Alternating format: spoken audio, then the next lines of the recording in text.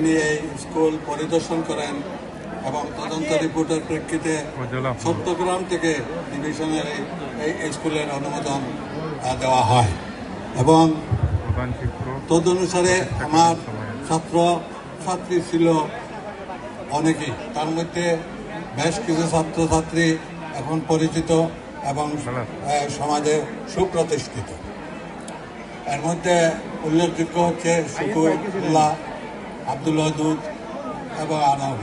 তারা ছিল প্রথম বেশ এবং তাদের এই অবস্থার পরিপ্রেক্ষিতে কালের সেই সাক্ষী এই বটগাছ, এখানে তাদেরকে সবাই জড়ো করে আমি একদিন তাদের যে বিক্ষুব্ধ মনোভাবের প্রতিফলন হয়েছিল যে তারা স্কুল অনুমোদিত হয় নাই এবং এই স্কুলে তারা এসএসসি বা ম্যাট্রিকুলেশন পরীক্ষা দিতে পারবে না, এই জন্য তারা খুবই দুঃখিত ব্যতীত ছিল এবং তাদেরকে আমি বলছিলাম যে আমার তখন যৌবনকাল, তরুণ বয়স, আমি যথাসাধ্য চেষ্টা করে তোমাদের অনুমোদন আনব।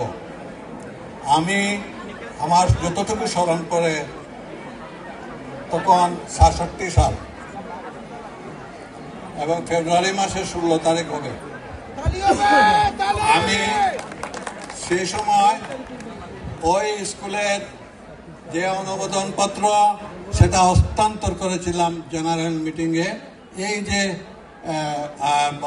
বাজারের স্কুল গৃহে একটা সাধারণ সভা অনুষ্ঠিত হয়েছিল এই গিলছড়া স্কুলের, হস্তান্তর করেছিলাম আমি আফতাব আলী সাহেবের।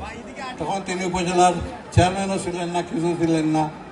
তিনি এই এলাকার একজন বিশিষ্ট ব্যক্তিত্ব হিসাবে, শিক্ষিত ব্যক্তিত্ব হিসাবে তিনি স্কুলের দেখাশোনা করতেন এবং তার হাতে হস্তান্তর করে দিয়েছিল। আপনারা আরও শুনলে অতীতের অনেক বিষয় আছে। তখন ছিল পাকিস্তান আমল, বাংলাদেশ হয় নাই।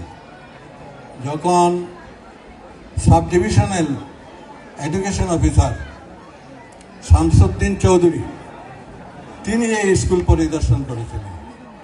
এই পরিদর্শনের রিপোর্ট ছিল এলাকার সুবিধার্থে, কারণ এলাকার জনগণের চাহিদা ছিল, কারণ অনেক দূরবর্তী কাশিম আলী হাই স্কুল হওয়ার কারণে অনেক ছেলেমেয়েরা এখান থেকে উচ্চ মাধ্যমিক শ্রেণীতে লেখাপড়ার সুযোগ থেকে বঞ্চিত হতো। এলাকার বিশিষ্ট মুরব্বিয়ানগণ, বিদ্যুৎসাহী ব্যক্তিগণ এবং শিক্ষিত সমাজের এবং প্রবাসী বেশ কিছু সংখ্যক লোক সে সময়ও সহযোগিতা করেছেন। এখন তো অনেক বেশি প্রবাসী হয়েছেন, আরও বেশি করে সহযোগিতা করতেছেন বলে আমি দৃঢ়ভাবে বিশ্বাস করি।